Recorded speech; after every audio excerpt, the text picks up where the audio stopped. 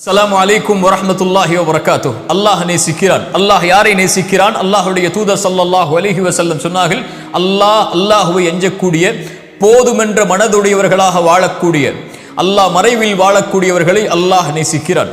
இன்று நாம் பார்க்க இருப்பது அல்லாஹ்வுடைய தூதர் கூறிய இரண்டாவது தன்மை, அல்லாஹ் போதுமென்ற அல்லாஹ் கொடுத்ததை கொண்டு குறைவுபடாமல் திருப்தியோடு வாழக்கூடியவர்களை அல்லாஹ் ரப்புல் ஆலமீன் நேசிக்கிறான். அல்லாஹ்வுடைய தூதர் ஸல்லல்லாஹு அலைஹி வஸல்லம் சொன்னார்கள், செல்வந்தம் என்பது செல்வத்தை அதிகமாக சேகரிப்பதோ சொத்துக்களை அதிகமாக குவிப்பதோ அல்ல.